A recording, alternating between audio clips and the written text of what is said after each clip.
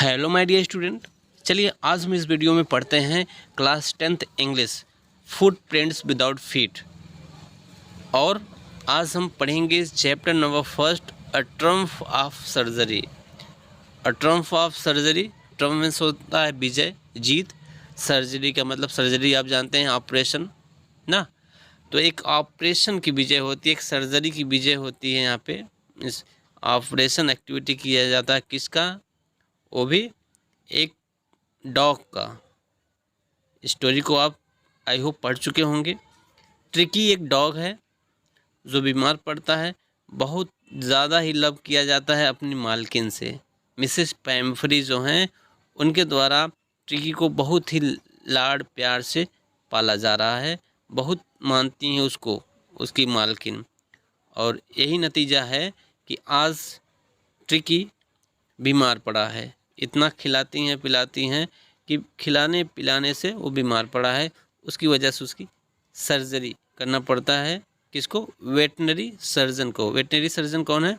पशु के डॉक्टर को कहते हैं वेटनरी सर्जन ना। पशुओं के जो ऑपरेशन करते हैं वेटनरी सर्जन कहे जाते हैं।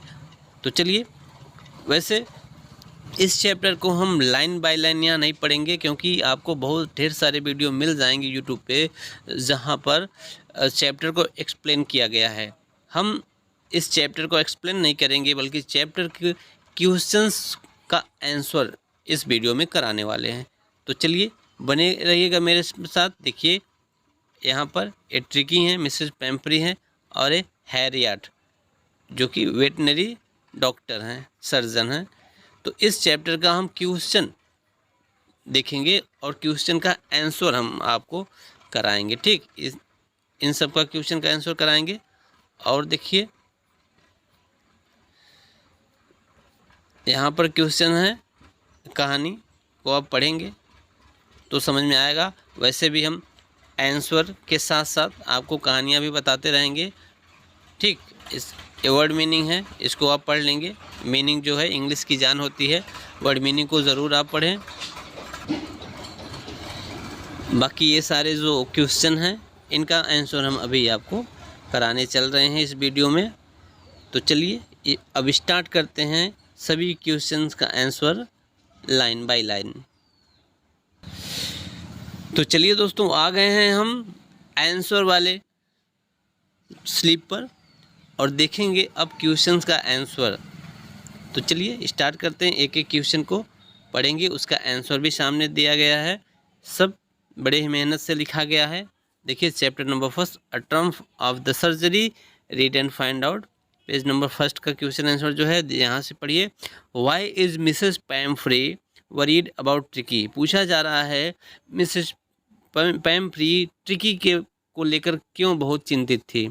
तो उसका आंसर यहाँ है, Mrs Pomfrey is worried about tricky because it has become very fat. क्यों चिंतित थी? क्योंकि वह बहुत फैट होता जा रहा था, बहुत मोटा हो चुका था। ठीक, the author has compare tricky body with a bloated sausage. Bloated sausage का मतलब होता है फूला हुआ कोई लिक्विड हो, सॉसेज हो कोई फूले हुए पदार्थ के समान, एकदम उसकी शरीर जो है फूल चुकी थी। Tricki has been shown to be in a serious condition, और ट्रिकी बहुत ही सीरियस कंडीशन में दिख रहा था। इट्स आइज रेड ब्लोटेड, उसकी आँखें एकदम लाल डबडबाई हुई थी, रेड कलर की हो चुकी थी। ब्लडेड, ब्लडेड उसको आँखों में लाल कलर का जिससे ब्लड की तरह लाल हो गया था। And tongues lollings down from his jaw, उसके टंग जो थी, जो जबान थी, जीभ थी, वो जबड़े से बाहर आ रही थी ना। Moreover Tricki has become restless and seem to have no energy, और तो और ट्रिकी जो अब बहुत ही बेचैन दिखता था और लगता था कि उसके पास एनर्जी नहीं है।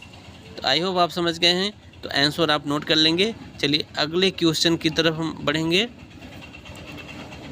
देखिए, what does she do to help him? तो सहायता के लिए उसने क्या किया? उसने मतलब मालकिन ने, मिस्ट्रेस ने। Is she wise in this? क्या इस काम में वह बुद्धिमान थी, बुद्धिमानी दिखाई? मिसेस पैम्फ्री टेक्स क्रिटिक, अब आंसर हम पढ़ने चल रहे हैं।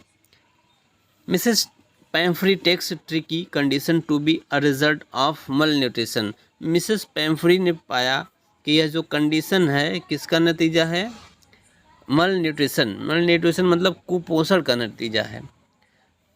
To help him feel better, he started giving him mud and cold livers oil and bowls of Horlicks. अब देखिए पैम्फ्री को समझ में आया कि लगता है वो खाने के चलते कम मिल रहा है, जबकि बहुत खिलाती थी, फिर भी उनको लगा कि कुपोषण का शिकार हो गया है, तो इसलिए उसको बहुत ढेर सारा फिर से खिलाना स्टार्ट कर दी। मॉल्ट का मतलब होता है पौष्टिक पदार्थ कोई, कॉड लीवर मीन्स मछली का लीवर होता है, ऑयल, बॉल, हॉर्लिक्स, सारी चीज़ें खिलाना स्टार्ट कर दी। When Tricky does not recover even after her constant effort of feeding him, she calls Mr. Harriet, a veterinary doctor. अंततः जब वो हार चुकी अपने इलाज से, तो मिस्टर हैरियट जो कि एक जानवरों के डॉक्टर थे, इनको बुलाती हैं। ठीक, अब क्या आगे होता है, Mrs Pumphrey approach in unwise as we must never medicate. Unwise Mrs Pumphrey का अप्रोच सबसे पहले तो अनवाइज था, क्योंकि वो इतना खिलाती थी, उसके बाद भी उन्होंने सोचा कि यह कुपोषण का शिकार है, तो अनवाइज डिसीजन था फर्स्ट ऑफ ऑल, लेकिन बाद में उन्होंने अच्छा काम किया। अंडर फीड और ओवर फीड। अंडर फीड का मतलब कम खिलाना, ओवर फीड अधिक खिलाना। एनी वन बी ह्यूमन्स और animals as it may worsen. किसी को बहुत ज़्यादा खिलाया जाए, बहुत कम खिलाया जाए, तो हर किसी का हालत ख़राब हो सकता है ना, एनिमल हो या फिर ह्यूमन बीइंग हो। एनी अंडरलाइंग कंडीशन, कोई भी कंडीशन आ सकती है। रियल कंडीशन में गेट ओवरलुक्ड, लेकिन वास्तविक कंडीशन बहुत ही ऊपर नीचे हो जाएगा। It is always wise to consult the right doctor in any such condition. लेकिन ऐसे कंडीशन में डॉक्टर को कंसल्ट करना यह बुद्धिमानी भरा काम था। तो वाइज भी दिखाया गया है यहाँ पे, और तो और फर्स्ट ऑफ ऑल उनका डिसीजन रॉन्ग था। आई होप आप समझ गए। तो चलिए आगे बढ़ते हैं। क्वेश्चन नंबर 3 क्या है, who does I refer to in this story. इस स्टोरी में आई किसके लिए रिफ़र किया गया है। I in this story refer James Herriot. I James Herriot को रिफ़र किया गया है, नरेटर ऑफ द स्टोरी, जो कि स्टोरी के नरेटर हैं।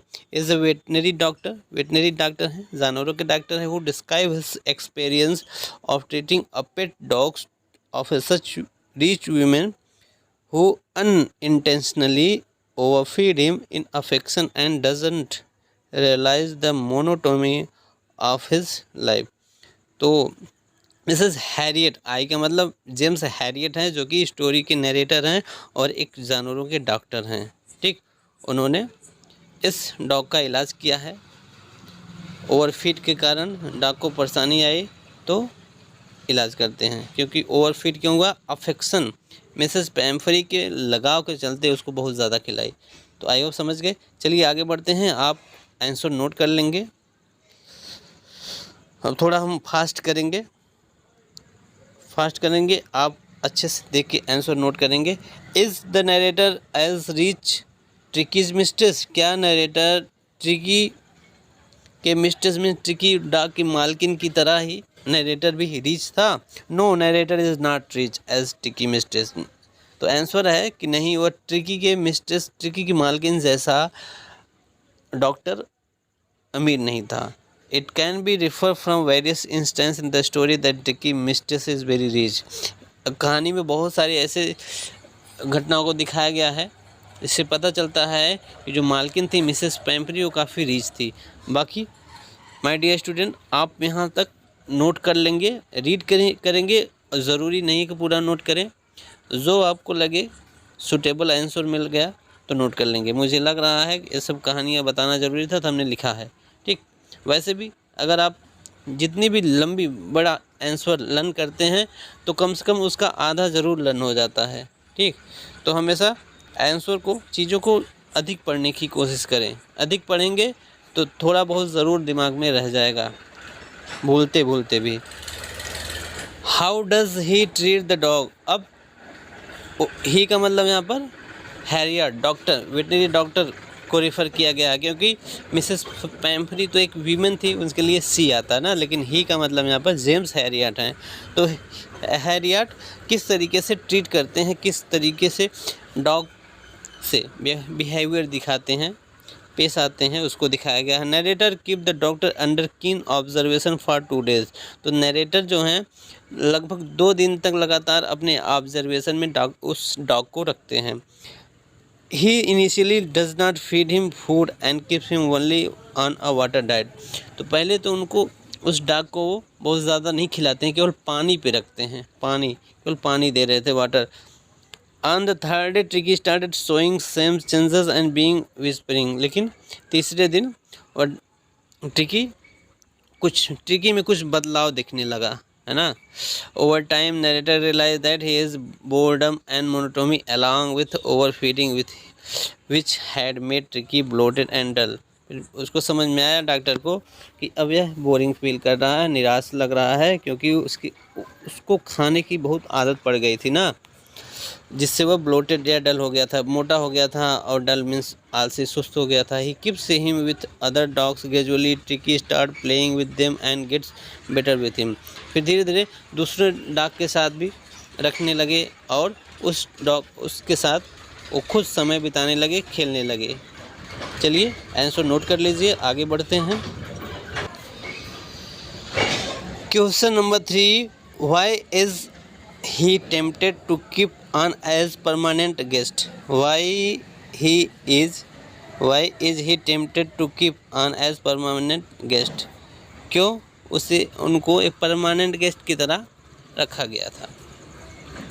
ट्रिकीज Mrs Pumphrey was very rich lady, बहुत रईस थी उनकी मालकिन, means Mrs Pumphrey. He use to send egg wine brandy to for Tricki which were all savoured by Mr Herriot. Later him to go would mean no more egg and drink. Thus Mr. Harriot was tempted to keep him on as a permanent guest.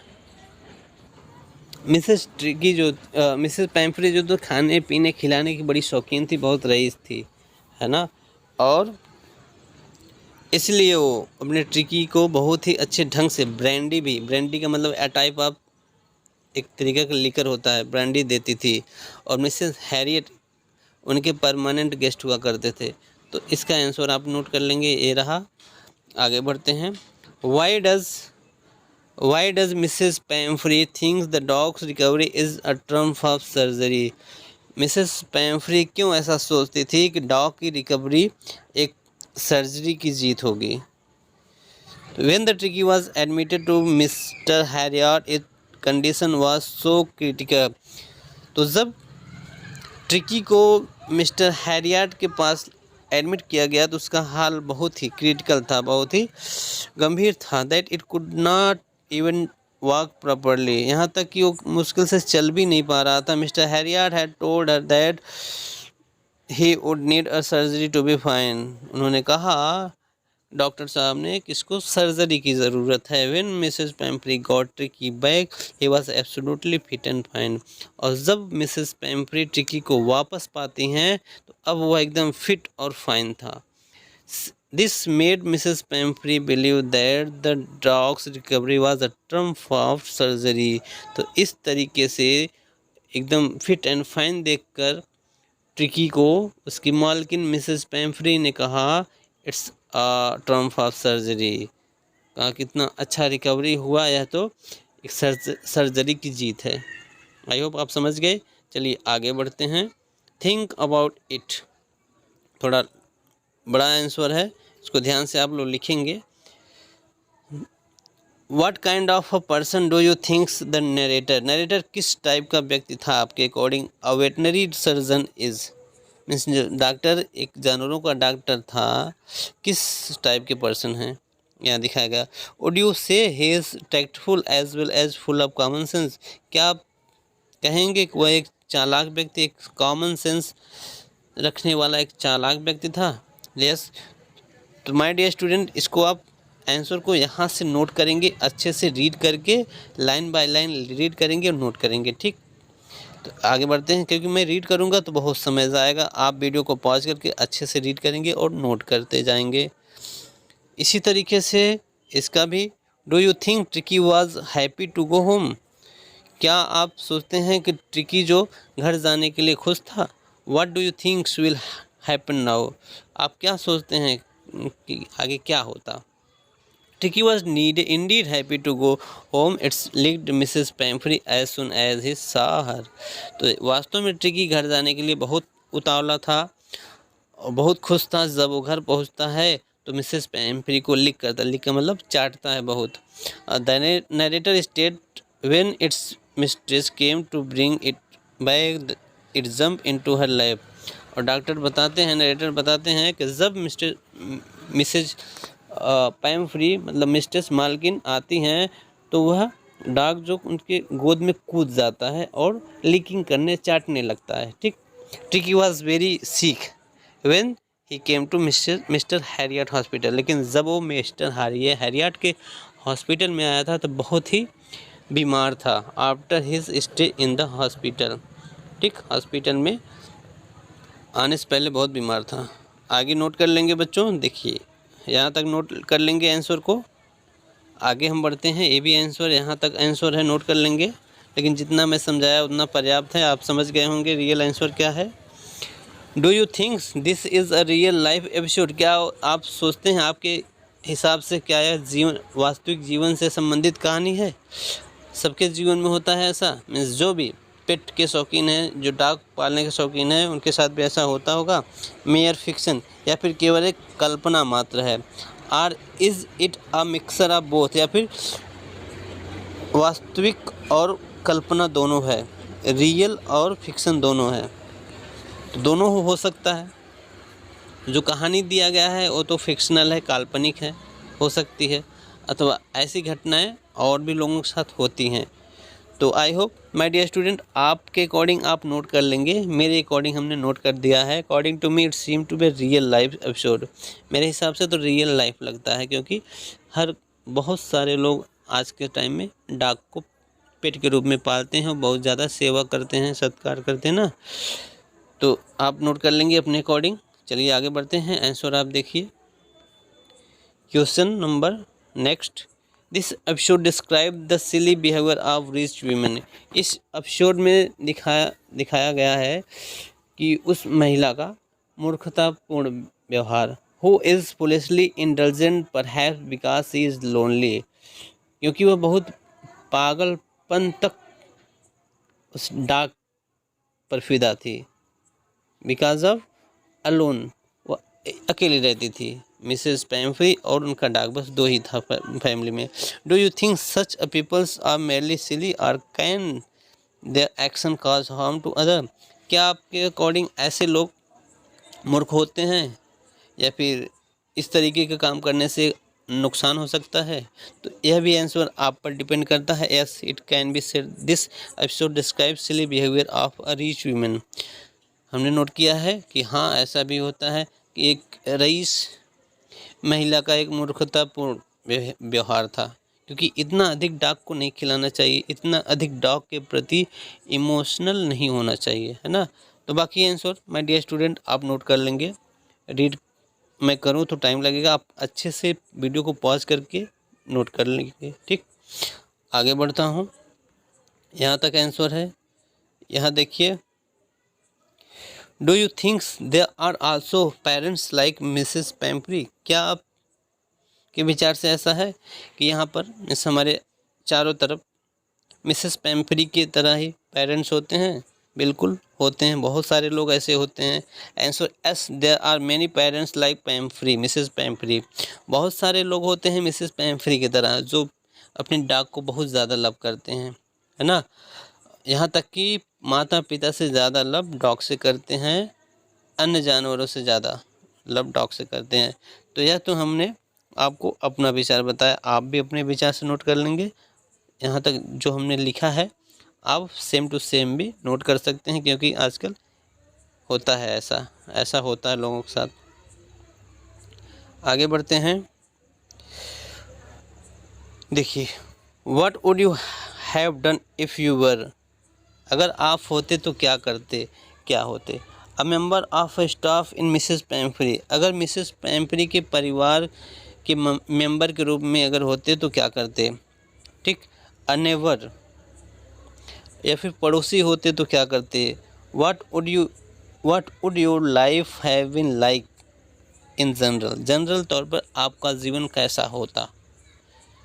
तो आप सोचिए, दोनों question का answer हमने दे दिया है। If I had been member of the staff I would try talking to Mrs Pomfrey once or twice about the over feeding. तो हमने लिखा है अगर मैं मिसेस पैम्फ्री के परिवार का सदस्य होता, स्टाफ का सदस्य होता, तो मैं उनसे बात करता कि इसको इतना ज़्यादा न खिलाइए, इतना ज़्यादा लगाव मत रखिए, है ना, कुछ समझाता। तो आप भी अपने अकॉर्डिंग लिख सकते हैं, ठीक। नेक्स्ट सेंटेंस, नेक्स्ट आंसर है क्वेश्चन का, I had been a behaviour neighbour of Mrs Pumphrey I would have tried making her understand the cons of over feeding. अगर मैं उनका पड़ोसी होता तो उनको समझाता कि अधिक खाने से क्या होता है ना, अधिक इमोशनल होने से क्या होता है, अधिक केयरफुल न रहने से क्या, बहुत ज़्यादा केयरफुल होने से भी बुरा असर पड़ता है। तो चलिए आगे बढ़ते हैं, अब हम लास्ट में पहुंच चुके हैं। लास्ट हमारा क्वेश्चन है, what would you have done if you were in the narrator place, अगर आप नरेटर के प्लेस पे होते तो क्या करते।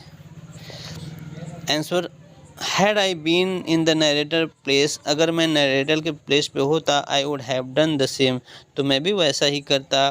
Taking Tricki along was only way the dog's life, Tricki को ले जाना, दूर ले जाना, हॉस्पिटल में ले जाकर एडमिट करना ही उसके जीवन के लिए अच्छा था। उठ ना कुड हैव बीन सेव्ड, इसी से उसकी जानें बच सकती थी। तो आगे भी आप रीड कर लेंगे दोस्तों, हमने नोट कर दिया है।